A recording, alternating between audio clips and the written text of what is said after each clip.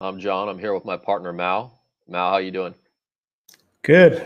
Just pumping out content in our downtime. It's there's just so much to talk about. So whenever we do have a couple minutes to spare, it's talk about cool things. One of the exciting things for me is that a project that kind of came on our radar early was the crypto raiders project, and we'd picked up a few, or I'd picked up a few of them, flipped a couple for a little bit of profit, and now I've got 8 Tammys left, and they announced they're moving down to MATIC or Polygon to layer 2 because of some of the mechanics for the game and what they want to do. And they launched their first dungeon just as an example of how it works. So I'm really excited about it.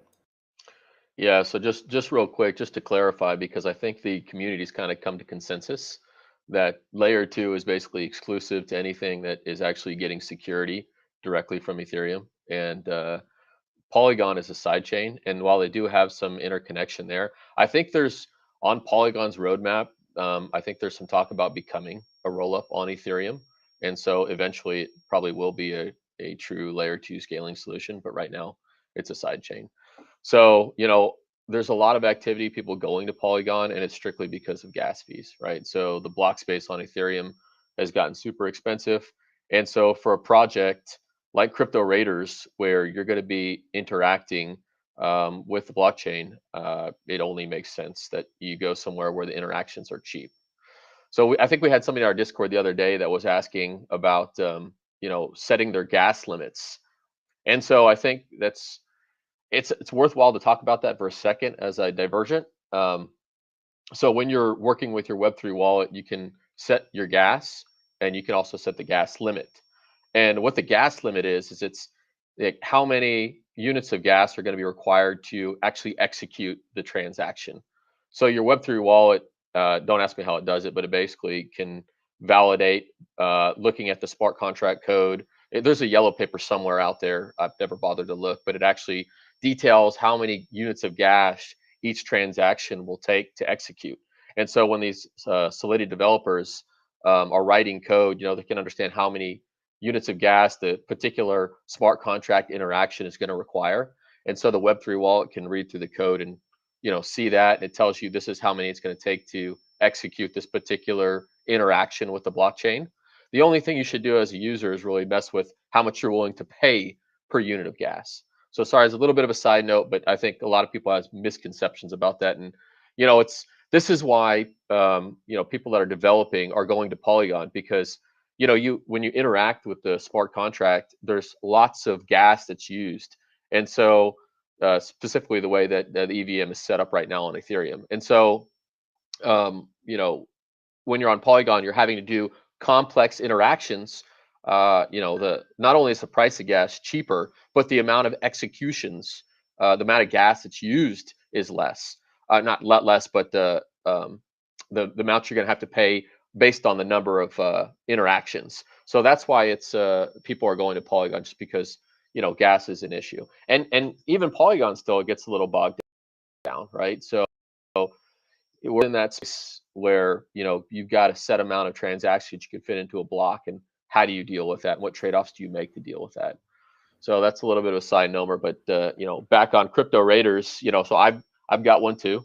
I've got an old man. I went and picked one up. I actually talked to one of my buddies, and I was telling him about he's completely DeFi, and so he was like, no NFTs or JPEGs. I'm not getting involved in this. And when I showed him the Crypto Raiders project, he was like, man, this is badass. This is going to be like Diablo in hell mode, right? Where you take your character in, and if it dies, right? And that's it. And so he was a big Diablo guy.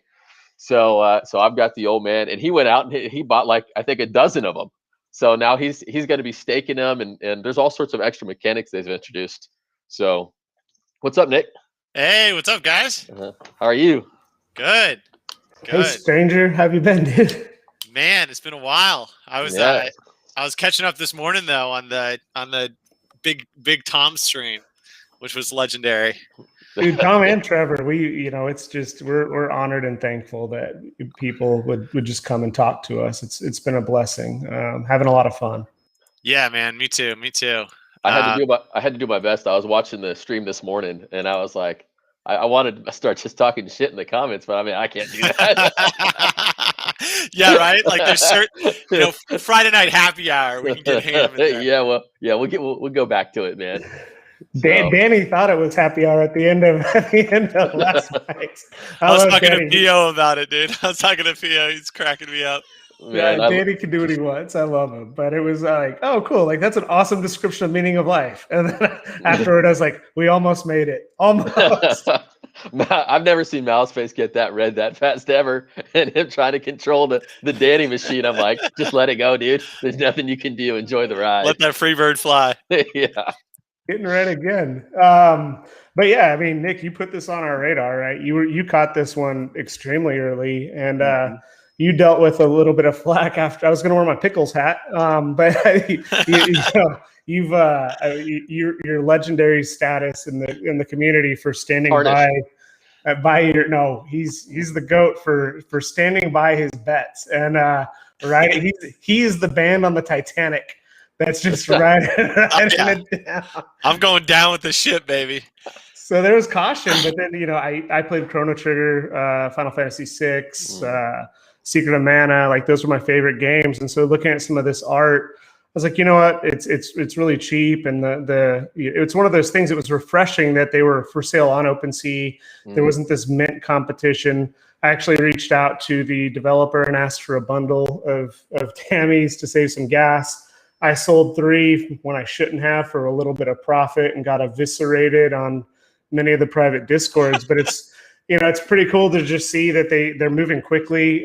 They realized quickly that they had to move from Ethereum to Polygon to scale. And Nick, you have a slightly different perspective, probably is being more active in their Discord than I think we are in terms of why they did that, and kind of what that means for the long-term vision as more and more of these raids start coming out. And then after that, we'll start pulling it up. I'll move 1 to layer 2, and then we'll run the first raid.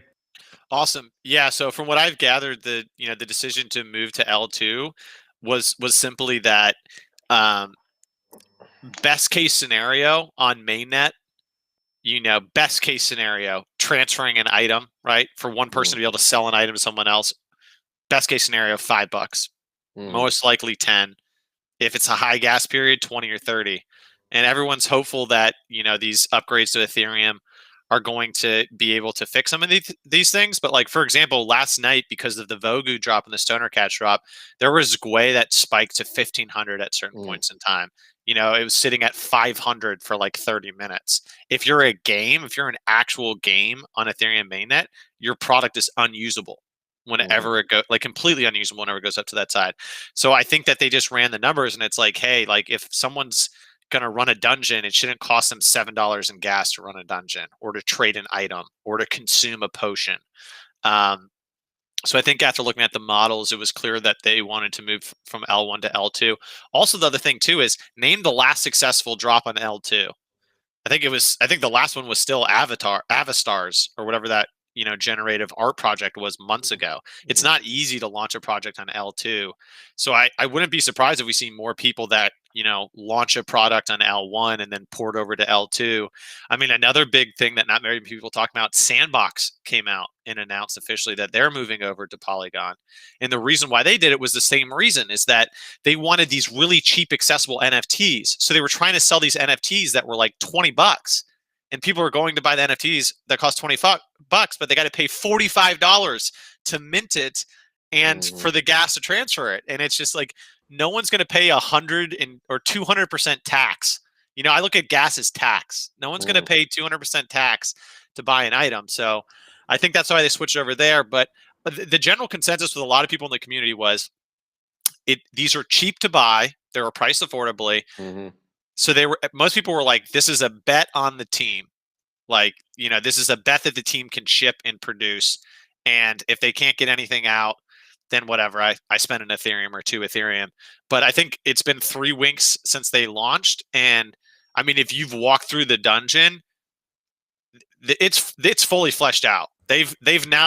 People have now sent 3,000 raiders through a dungeon, walked through successfully, got loot. The loot was equipable in an inventory slot. It immediately updates your OpenSea link. Like, the foundational infrastructure is there in 3 weeks. Like they grinded that out in 3 weeks. Now, of course, to keep people interested, they're going to have to get like real dungeons out and real gear, Mhm. and there's a million features they could add to this game. It's going to come down to, I think over the next 3 months, how well they can execute. This could become a very big game potentially because there's not that many other games out there. This fits in really well to a lot of us when we grew up, whether we played Zelda, whether we played World of Warcraft, whether we played Diablo or Path of Exile. Mhm. So yeah, I mean, I think it was a no-brainer bet at the lower prices, and I still think it's a great bet now. And the reason why like I really got bullish on these people too was because I was also starting to feel that Avatar burnout, and we were early to the Avatar game, so a lot of people I understand aren't feeling burnout, but the utility stuff when you can actually use your NFT, play, progress it. That's why I bought some whelps yesterday. I liked the model that they're doing. I think that we need more innovation. Yeah, I like And the it was long whelps rant. too. Yeah, I hope it sells out soon because I like, even though, and we were talking to Trevor about it this morning. What's interesting, and I don't want to rehash what we talked about on that, but the Stacks project and some of the stuff that they're doing is interesting. They're launching some utility NFTs. They're kind of skipping the PFPs, which will be interesting. So anyone who is watching, curious about kind of Bitcoin and how they're approaching that, highly encourage you to go check that out and do some research. But yeah, I mean, I was really impressed. I get nervous. I'm not as technical as all of y'all, but when I, of course, it's going to give me an application error. Well, let's give it a couple minutes, and I'll try to connect my wallet.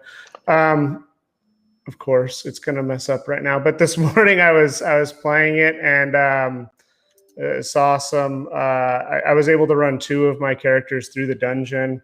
I'm gonna try and see what that issue is, if it's with my MetaMask or not. But it was really cool. Like nothing. It was. I didn't fight. I didn't do anything. I was just lost and cold in this dungeon, and I walked through, and I was able to go and get one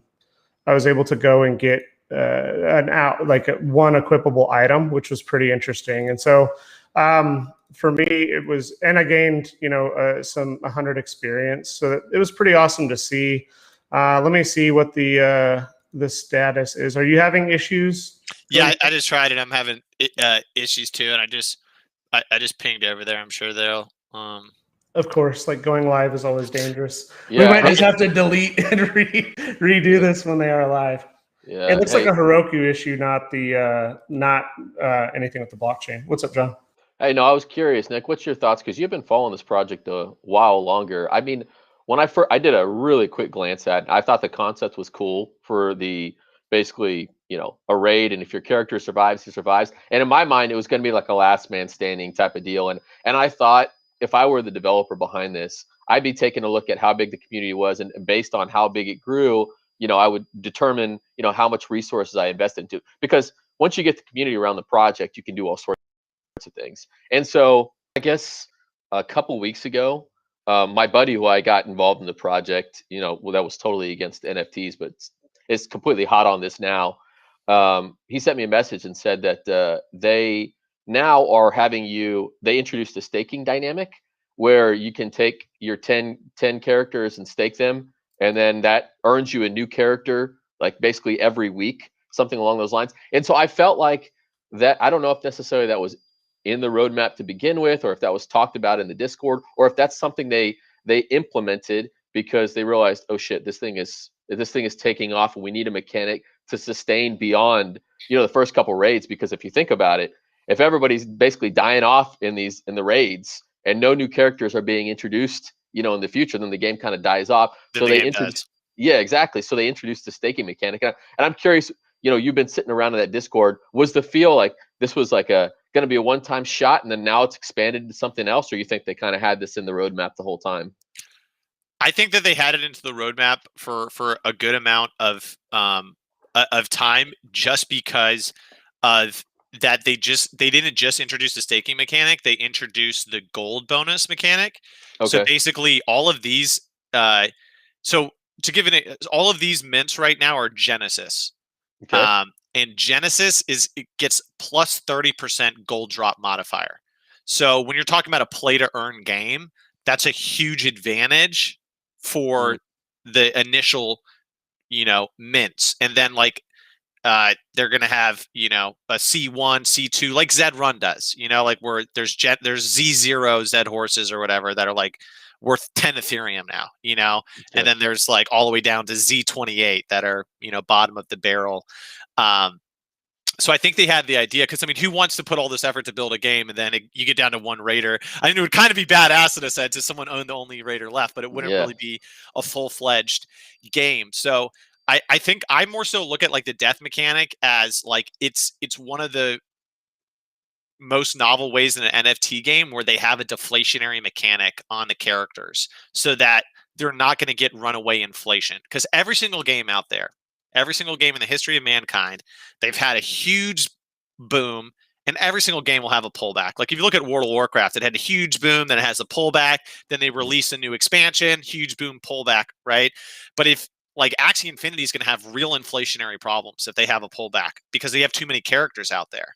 And so they'll have all of these characters and no one that wants to buy them. So the deflationary mechanic of characters dying will allow them to keep the ecosystem balanced.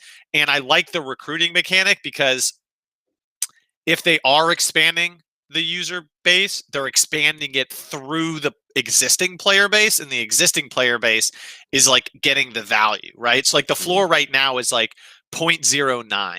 So if it costs a player, 0.1 to recruit a mechanic or to recruit a new character, then they have, even if the floor drops because of the increased supply, each player has essentially made like half an Ethereum of value or something like that, right? So like, because the challenge is that if you inflate the supply, you hurt with anything out there, right? If you inflate the supply, you hurt the existing holders of whatever that thing is. But by running like staking or breeding or recruiting, by running it through the player base, they capture the value of the like inflated supply going out to the general market. So I think that's a smart approach, and I would like to see them do, mostly recruiting and less like new minting. But I'm sure it'll be a balance, like Zed Run. But yeah, I think that they had that on their roadmap just because, I mean, they already have like I think 1,000 unique players. So like if Dungeon 1 took off like a rocket and Dungeon 2 takes off like a rocket, it's going to be so expensive just to be able to get in. If you're a new player and you just find out about this 3 weeks from now, you may be paying like 0.2 to get in. Oh, it looks like the website's back up. Yeah, it's back up, and it's pretty cool. Like the migration, like I not being as technical as y'all, I was like, oh God, what am I going to have to do? But I just connected my wallet, and like literally all of my Tammys were here. I'm going to keep 999 as clean as I can forever. But you just literally click transfer one raider to Polygon, and it says it's going to take up to 5 minutes. And so then you go back and you have your characters, right? So if 3 characters already in here, 1 waiting to be spawned. So I'm going to make this. Oh, you got the purple robe. Yeah. That's one of the rarest. Oh, nice. So yeah, like, and so like literally, and it's like I have 2 missions left, and this is weekly, right? I can run. Yeah. Okay. Yeah. So 3 missions per week. Now, what they said with this like test dungeon is like, that when the first dungeon like they're calling this the test dungeon, the next dungeon coming up is like the first beginner dungeon. Right. They're going to get rid of the test dungeon. So like this loot will kind of have like a nostalgic legacy to it as being like loot that only the initial testers at the very beginning of the game like got these robes and these, what are they called? Jerkins or something like that. I love the name. I never knew what a jerkin was before this. So Nick, how many times can you run it with your character? I haven't looked at this at all. 3 times per character. 3 times per character, and the test is up for what, like 48 hours or something like that, or how long are they running it? I think they're gonna like run it until like everyone's like ported over and had a chance. I think like they said half of the people have ported so far. So I mean, in overnight they've ported 3,500 characters to Polygon. That's awesome. So that's a pretty good. So I should port all of mine over. Yeah, well, I mean, like some people are wanting to keep theirs on L1 just because it's easier to sell on mainnet. You know what I mean? So if you're looking to still like flip, like you can flip it mainnet, but I would assume that eventually they're going to be like, hey, port your characters over in the next 2 weeks, and then we're like delisting the old collection and like moving everything over to L2, I would imagine. That makes sense. So yeah, so like then you just click raid, and then you hit start. I'm gonna keep the music off, but the music's cool. It starts telling a story.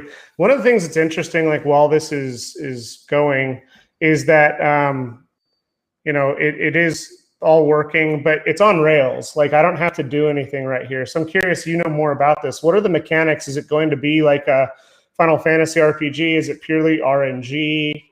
What are the mechanics that are going to come into this as the game evolves? Yeah, well, it's interesting, right? Because there's a lot of different things that you could like. I think that Zed Run has kind of shown that, especially as people get older and stuff like that, they want to enjoy games or enjoy risk, but they don't necessarily want to be like the best person at like min-maxing a dungeon, right? Like if it was fully player controlled, you're gonna have players that know that you can like stick in a corner and not get hit by a boss, and they're gonna be able to raid better than everyone else. So I like the general simulated feel. What they've said though is that there's gonna be real skill in like gearing your character up appropriately. So there may be a dungeon that comes out with a frost giant as the boss, and you need armor with frost resistance to be able to like defeat that boss. And so you need to or a fire sword or something. Or a fire sword, exactly like that. Like you'll need to respec your hero so that it's heavy strength or something like that to go against a certain boss. So there will be skill like that. And then they said that there's also potential that they may have like some interactive activity in the dungeon. Like maybe you like have an option to go into a certain room, and maybe it's like a trap door or something. But like if you get past it, you get a loot. But if you don't, you take like a severe HP hit or whatever. Right. One of the really cool things though is that these dungeons, if you've ran them enough, they're procedural. Every single one is unique. It's not the same exact dungeon. So when they have actual heroes and stuff or enemies and stuff like that, there's going to be real uniqueness and depth to the boom, green jerkin. Yeah, so there's no exit button right now. Yeah, but it comes with it. It's not. It's in development. But so then if you hit refresh in a few moments, it should. I have actually. This is a good thing. So yeah. So then you go in here. You click inventory. I have my green jerkin, and then I what do I do? Click and hit update. I think you have to click like the box that pops up. Yeah. Okay. There we go. Update. Oh. I think you have to like the pop up. Yeah. Like, yeah. Boom. Oh, there we go. There we go. Yeah. Boom. Yeah. So now I've got 2 green jerkins on my Tammys. And it's cool. Like it works. Like that's the cool thing. Is like 3 weeks ago, this was just, an idea. You were literally buying a pixelated character on OpenSea. And all ethers making Tammy memes with Kanye. And like, it's just one of those things. And then like now we're already on, L2 walking around in a dungeon with equipable items. Like, and what's so badass is this is also like kind of progressive NFTs in a sense. You know what I mean, Malachi? We're like, if you're the first player in a dungeon to get the ultra rare sword, right? Like, what can you list that for? Like with the FOMO, right? Yeah. Like a 1% drop. It's a 1% drop, and it's like a 5% death rate to get into this dungeon. And you get that sword, and you're the first one in the world to get it. You could probably fucking list your character for like 5 Ethereum, off the rip, and potentially get buyers. So like the progression of the NFT is cool as well. My EverQuest days are coming back, where you can sell EverQuest on like eBay and stuff. Seriously, and I think that this is gonna have the potential to be huge. And John, I got to link you to their Medium article because they have like all sorts of interesting things that they're like looking at doing. So eventually they're going to build like a town center where like you can control your character and run around and like talk to other people in the game and like do trades in game of items. They're going to have like PvP dueling eventually. They're going to have like crafting and skill trees, talent trees that you can spec. I mean, really, I think for these people, the sky's the limit. They have to have a roadmap that ships updates frequently and adds cool new features over time. I really think that probably 2 months from now, people are either going to be super excited or like not patient enough. It's going to be one of the two, right? Because I think that probably if this game is going to be a big rival to Zed Run or Axie, it's going to be a year from now when it's fully fleshed out and there's lots of features and stuff like that. That's when maybe you see them doing 20 million a month in volume or something crazy. This graphics, the whole concept kind of reminds me of this game called Maple Story. I don't know if you, I mean, the same thing in a third party market sprung up around it, and you could buy and sell items, and this is going to be like basically the same thing, except you don't have to trust a third party for the marketplace. It's just going to naturally happen on Polygon or Ethereum eventually. Exactly. Yeah, I love MapleStory. And MapleStory has some crazy, like, drop in items that sold for thousands of dollars. Yes, yes, and the art is very simple, and it's something that I'd say let people that don't have as much time to commit to a game can really get invested in. It's simple and easy to follow. The art is really nostalgic and neat. So and one thing, if someone's listening, if you're looking to buy a character, you just have to be careful because L1, where a lot of the characters are now, someone can port the character over to L2 and potentially resell that L1 character. So you need to go to their website and click on play, and then click on secondary market verification and type in the full token ID of the character you're looking to buy in L1 and make sure it hasn't been ported over already. But they said that they've minted. They've done 3,500 transfers. There's only been 12 total like L1 resells, and like 10 out of 12 were just honest mistakes where people had like a listing up 2 weeks ago and they ported it over, forgot about it, and it sold. Like half of those have been resolved anyway. So, but just be careful, buying on L1. Just make sure that character hasn't been ported over already. Nick, have you used OpenSea on Polygon yet? I haven't used it yet. I mean, what is it? Identical, just as easy as OpenSea on mainnet? Yeah. Yeah, it's just as easy as OpenSea on mainnet. It's just a little bit to like get your Ethereum over there. Okay. But they told me that they have someone building their token, and their token is what you're going to use to actually like recruit, or their token is going to be like what you use to raid dungeons or whatever. And I think they're going to eventually make a bridge where like you can buy with mainnet Ethereum and then get raider token on MATIC. And so for most people, they won't have to deal with any hassle of like getting Ethereum over to Polygon or what have you. But I even think OpenSea is like adding technology where like if you try to buy it and you don't have any money on L2, they like show you how to do it, or they like port it over for you or something. So there's a lot of, it's definitely way easier than even like 2 or 3 months ago. What's up, All Ether? What's up, brother? How you doing? How you doing, man? Oh man, busy. I'm headed out to LA for this deal in a couple hours. But I just saw that post and I had to chat about Tammy. You know what I mean? So John, All Ether's a big friend of the show. He and Danny used to get into Tammy it. Maxi. He's a Tammy maximalist.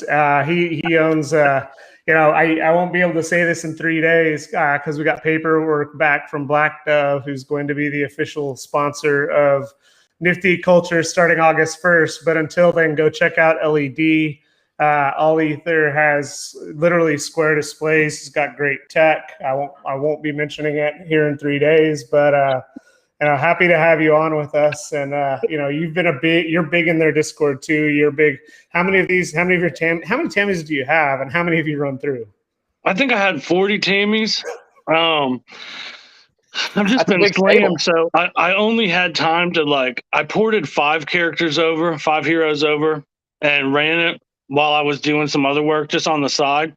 And at first I was like, I want to control the characters and everything. But then as I was working and running the dungeons, I was like, okay, I might be too old, you know what I mean, to have to just constantly be messing around with this character, and it's and I did spend big money on them, so they should be walking around themselves. So I might be fine with it just the way it is, Well, it's funny because, to that point, this morning I keep mentioning Trevor now, but one of the big things is we blend DeFi and NFTs is there a passive income component? And so if you could at least have your NFTs up, and they do go and get RNG items that are worth something, and imagine think about, and I don't know if it's possible, Nick, correct me if I'm wrong, but if you did get that rare sword, could you just put that sword on a marketplace and not have to sell the character for instance. I'm sure that there's got to be some possibilities of that in the future as well. Mm-hmm. Yeah, I think that they said that they're gonna eventually have that capability, but like for now, it's like it's tied to the character. Crazy. Man, when I was sleeping last night, a freaking skeleton sold, and I didn't even know I had it for sale. Oh no! How much you sell it for? 1 ETH. Darn. Poor Damn, you. that was a nice turn though. Bad 10x, man. That's a bummer. Yeah. That 10x. Yeah, I know, but I only had one skeleton. You know, I've got now a couple. now you want that dark skeleton elves. to die. Yeah, die a real death. But I think they did a really good job. You know, like in the Discord, you always see when this, when that, when dungeon, and this dude stayed up all night long, every day for months, and made this thing. That whole team, and I mean, I gotta say, you know, like I gotta tip my hat to them. I think they're onto something real big here. And that's one reason why I'm kind of upset the skeleton sold, is because like this train is just gearing up. Yeah, I'm with you because I think that. Also, you know what's like so funny? Someone mentioned this in their chat. I think it was Trey from Nifty Gateway, but he was like if you're in an Avatar Project Discord and something goes wrong, it's like pitchforks, like they're ready to hang someone at the gallows. You know what I mean? Like what, you know, like if a God forbid a drop gets delayed by 30 minutes, you know what I mean? Or like or they can't upload the images fast enough. People are like, scam, screw this. Yeah, like, rug pull. Yeah, and these guys have like so much demand that they're like literally people go on last night and they crash the servers in like it's 2 a minutes. DDoS, yeah. Exactly. And everyone in the chat's just laughing. Like they're having a good time. Like no one's like, fuck this, I want my money back or whatever, you know? So I think that and part of that is because I think they did this like slow minting process. Yeah. So it let the community like trickle in and people ask questions and do I really want this? Do I not want this? You're right, Sass. It's like if you know the artist wants money immediately, right? The players demand their shit immediately. Yep. You know, so it's like you get what you ask for and everything, you know, and it's like in Crypto Raiders, they wanted to build a community. They wanted to build something that was going to be a long lasting, and they've got to. Here's how I know that they're onto something real big. When people when people in projects come and ask me a question, I know that they're in big trouble because it ain't my project. These guys don't ask me for anything. You know, it's like.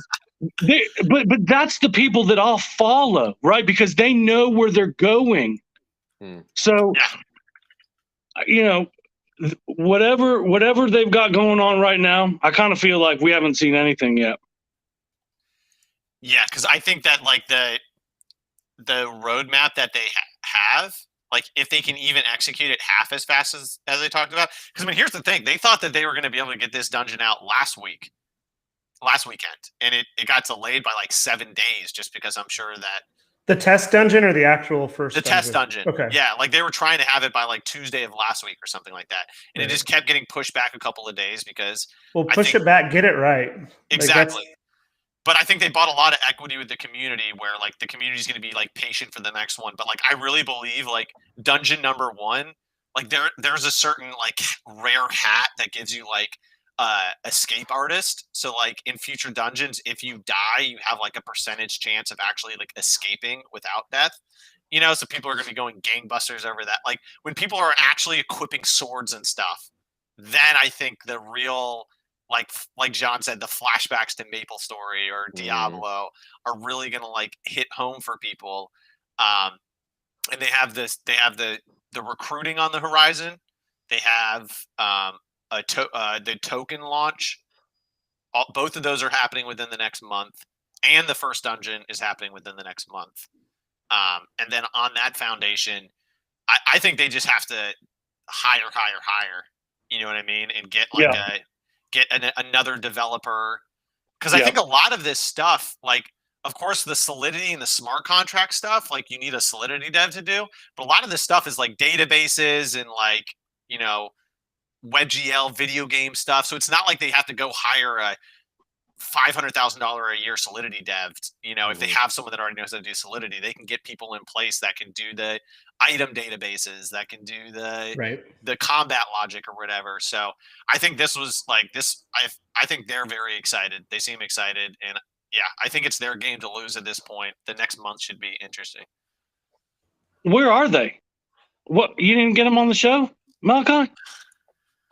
Malachi's trying to pull some strings. I'm trying to get a written interview first. But I mean, look, it's for the younger audience, they probably have dealt with patches their whole life. But like Miyamoto used to say, like a delayed game is eventually good, but a rushed game is forever bad. Like that's like in the Nintendo, Super Nintendo, N64, PlayStation days. Like you couldn't patch it and fix it. Like now, I mean, every game that's like Diablo 3, it took like error 43 for like a week and a half, like just to get access to it. So, if they delay it and they don't want to come on stream because they're fixing it to create a cool, fun project, more power to them.